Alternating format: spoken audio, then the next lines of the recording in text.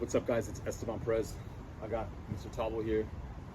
So I'm going to do a quick little introduction, and then we'll have Mr. Tabo do a quick little introduction, and then we'll get straight to it, guys. So my name is Esteban Perez. I'm going to be the host of this channel, this podcast. It's going to be meant to give strategies, tactics, and stories from people like Tabo who are on the way to the top, so that way you guys can have some information to apply that to your life, for the guys that are trying to get to the top as well.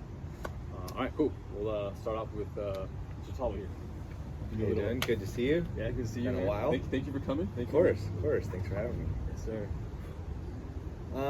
So my name's Tabo, also known as Lil Goat, Young Goat, Cyber Pimp.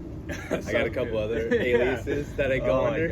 My God. Me and Esteban have been friends for a very long time. I'm a rapper, musician, and mortician. Mortician. Yes. Man, you want to explain a little? What does that mean? Okay, so the actual definition of mortician is like somebody that can do embalming. So embalm the bodies. That means putting the chemicals inside of the bodies, so they don't rot. Okay. That way people can have open caskets. Oh, okay. That's what they preserve. They preserve the body. Exactly. Yeah. So he works with dead people all day, every day. Damn. Yeah. So somebody that embalms knows how to cremate. So that's when you know what cremation is, right? You burn. Basically, yes. In there? Exactly, in a giant shit. oven. All right. And someone that can direct funerals. Oh, okay. So that's what I am trying to become right now. So I'm trying to get my AA. Yeah. Obviously, didn't go to college ever. Yeah. So I'm trying to get my AA now because I need an AA or equivalent to take the funeral director's test. Okay. That way I can get the license, and that way I can work with families. Oh. I can actually sit down with a family and say, with them and say what they want for a funeral. If they wanted this type of flowers, this type of casket, what kind of ceremony, if they want religious or non-religious, Yeah. and stuff like that. So that's what I'm working towards right now. That's freaking awesome, man. Yeah. So, all right, cool. Well, I don't think I've ever met anyone that works with pudding, does the whole process. He does the whole A to Z. Mm-hmm. For pretty much, just not the for embalming funeral. right now, but I do Okay. everything else. All right, I cool. get That's them. scary as fuck. Yeah. So my day starts out. out so let's start out from Monday. Yeah. Okay. So I go get bodies Yeah. from either the coroner's office. Coroner's office is if you usually the violent deaths or if you die outside, right? Or young people. Okay. They go to the coroner's office because they have to do autopsies, see how they died, or let's say you get shot, anything like that. You end up at the coroner's office. Older people are usually at hospices or hospitals. So if they get sick, obviously, if they're on life support, then I'll pick them up from the hospitals too. So I'll go corners, the hospital, hospices. Haven't done any house calls yet. Probably will soon. So I do that. I bring them to the embalmer. Yeah. That's the guy that does the chemical preserving. Yeah. Then I get them back. I dress them, put them in a suit. I do their makeup if they need it. Oh, damn. Let's say let's say I do their hair. Yeah. That's fucking scary, guys. This guy works with dead people. Holy shit, dude. Yeah, I know. It's crazy when I say it out loud because for me it's just so normal. Yeah. Because remember I worked at UCI Medical Center. I worked in the morgue. Oh yeah, I would clean up the morgue Yeah. and I would do after surgery cleanup. So after people would have biopsies or other surgeries, I would go in there and clean up all the blood. Damn. So that's how I got kind of I guess used to seeing gore. Yeah. I guess. Yeah, and I've always kind of I've always Yeah, been you've been fascinated with yeah. shit like that. So and then I'll dress them and then I'll put them in the casket and then I'll drive them to the funeral in the hearse. I'll be in the hearse and then I help the family with whatever else they need there.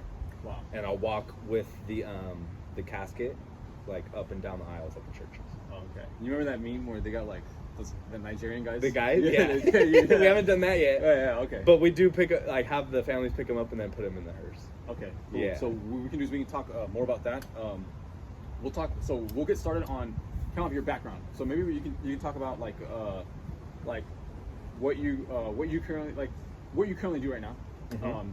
Your passion, because my goal is to also it's gonna be a lot of artists, designers, rappers. So he's a musician. He's been doing this actually for a long time. He's been in music for a while. So we'll talk about how did you get into music? Okay. So when I was really young, I lived with my older cousins, and they listened to death metal. They were like metalheads. Okay. So I was listening to death metal when I was 3 years old, before I even really knew what it was. Okay. So that's how I got into like that style of music, because that was the only style I listened to until I was 18 years old. So I listened to, you know, death metal, punk, and it was all because of my cousins. And then we got to high school, and then I met Ruben, and then you guys, and then and then that's when I started listening to, you know, more punk rock. Started branching out into other subgenres of punk and metal and stuff like that. Then got really into that, and then obviously when I met Ruben, that's when we started our first band. So Ruben came up to me, I think it was like the first week of high school, and he's like, "Hey, like, I'm gonna start a band. You want to be in it?" I was like, "Yeah, but I don't play instruments." He's like, "Well, can you scream?" I was like, "I can try." Yeah. You know, so I was like, "Yeah, let me fucking try it, whatever." Yeah. So like, you know, we obviously started practicing. I think our first band was with me, Ruben, and Jade. Ramos. Okay. And so that happened, you know. I was like, okay, like, you know, I love punk rock, like maybe I can try to sing. So like, you know, I always wrote poems. That was like a big thing I had started doing when I was like in 3rd grade. Okay. I was just good at writing. I was really good at English class. So that's, you know, what really got me into like song making. It was like me just being able to write. Yeah. And then, you know, just kind of being thrown into singing. I see. So you went with your friends. Your friends were like, "Hey, let's join a band." You're like, "Yeah, fuck it." You like, and you knew how to write, and then boom. Yes. All right. Cool. Yeah. And then that's kind of where everything started. And then after high school, I started branching out into different styles of music because I didn't really listen to anything else, you know. So after high school, we started smoking weed. You know, started, you know, mixing with alcohol and like other drugs. You know, we started doing that. So like, I got introduced into a lot of electronic music from Eric and Ruben. Okay. A lot of girls that I was with after high school showed me different styles of music. You know, EDM, rap. Because I didn't really listen to rap. Like I listened to like Necro when we were in high school. Necro. Yeah. Yeah. You know, but. So that's like, you know, old school like New York like hardcore hip hop, but that's not like trap music. Yeah. So once we got out of high school, then, you know, I started listening to other music, and then trap music. Ruben showed me trap music. I was like, I think he showed me Chief Keef. Chief Keef. Okay. It was the first thing I ever heard. I think it was like Bitches Love Sosa or something like that. Oh, okay. You liked it or what? Yeah, I don't know, like, because once we graduated high school too, I started smoking weed, but then I was introduced to like a lot of drug dealers. Oh. You know, because at that time it was still really hard for us to get weed. Like clinics were still kind of a new thing. Yeah, I remember. You know, so we were still getting it from dealers all the time. Yeah.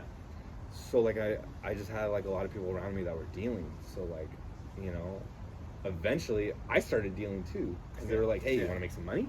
Yeah, of course I do. Yeah, who doesn't? You know, I'm like, I'm 18 years old. I'm out on my own. Like, I'm just like couch surfing at people's houses, you know, or paying rent wherever when I can find a job. Okay.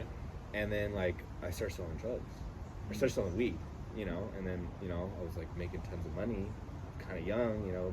I was out all the time, and then I started selling drugs, and then by the time I started listening to like trap music, I was like, oh, like this is literally like what I'm doing. And they're just making music of it. Okay. You know? I was like, I can kind of get into that, because like rap before, I was just like, oh, okay, like, yeah, just kind of lyric type. Yeah, and then I didn't really respond to that. But the trap music, it was like ignorant. Yeah, it was fast and sometimes heavy, so that's pretty close to punk rock. Oh, I see what you're saying. You know what I mean? And it's also taboo to like, well, obviously now it's mainstream, but back then it wasn't. It was very taboo. You're right. It was, you know, the whole idea behind it, especially now. Look at all the rappers now; they're all trying to look punk rock. That style. It's not even the style of music; it's that attitude. The attitude. The attitude of not giving like a anarchy fuck. In a way? Yes, exactly. Yeah, anarchy. You know, people just basically wanting to do whatever the fuck they want to do, and that's like the epitome of trap music. I see. Is you're doing what the fuck you want to do. You're making your own money against the government. You're doing drugs. You're selling drugs. You know, so like it really like clicked with me when I heard that, and I was like, okay, oh shit. And then I had met these guys through some girl I used to party with. That's how I met Kenny. You met Kenny Villiami before, so he's a rapper. Okay, he's pretty well known around Orange County. Okay, and then he's like, hey, you want to rap? I was like, I don't know, want to fucking rap. I was like, bro, I'm a metalhead. Like, I scream. He's like, why don't you try it? And I was like, I can try. I was like, I guess, you know. So like, the first couple of months, it was, you know, I was like, oh, okay. And then like, it came down for us to do a show. Damn. And so what? And I wasn't ready. Yeah. I wasn't ready at all. And I went up there and I literally just blinked. Oh shit! Really? Yeah. How did it feel? Like shit. Oh damn! It was so scary. I'm like, I know how to do this. I know how to be in front of people, but I didn't know how to speak. I knew how to get my aggression out. Oh, I see what you're saying. I didn't know how to do it in a controlled way. In a controlled way. I see what you're saying. Because that's what rap is for me right now. It's a way for me to get my aggression out. Because I still go up there and scream. You see me before, but like, I'm doing it controlled. Yeah. Cadence. Yes, exactly. Yeah, and it was kind of like that with punk rock and metal, but you know, you kind of just are able to like it's just raw aggression. Yeah, it is. You know what I mean? You don't even really need the deliveries there. Doesn't really matter too much. Exactly. Yes, but now it does. So that really like, what's the word? Deterred. It discouraged me. Yeah. From being a rapper. I was like, fuck this. That day. So I stopped. I started playing in bands again. Yeah. Then, that's when my baby mama got pregnant with Tommy.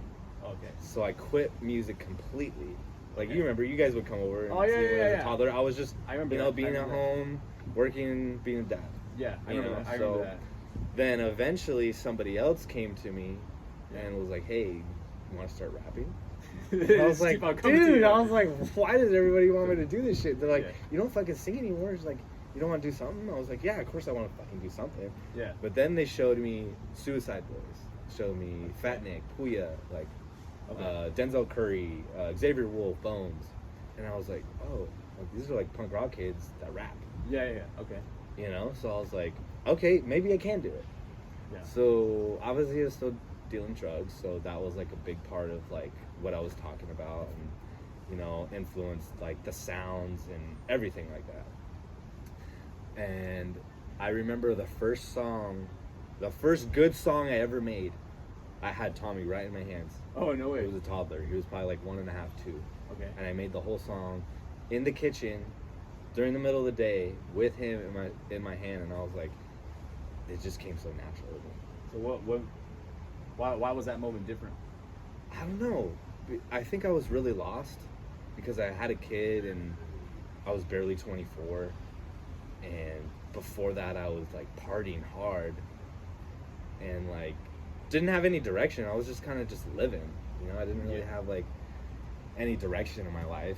So when you did it, it made me feel like I had a purpose again. Because that's what I felt before the drugs with the music. It made me feel like this is, obviously I don't really believe in God, or you know, sometimes I believe in a higher power, maybe. I'm kind of just like different week by week with shit like that, especially working at the funeral home, because like I see religion and I see like how it's bullshit, but then I also see how it like helps people and whatever, yada yada. I see. But I didn't like, I felt like that was the reason I was put on earth. What? Was to make music. To make music? Yeah. Okay. That's the only real good thing that's the only thing I'm really good at. Okay. I can see good at making music. You're very creative, and you're very visual. You know what people want to see. I know when they hear. That I've always had a good eye for knowing what people want to hear and see. I don't know why. I think I've always been really observant.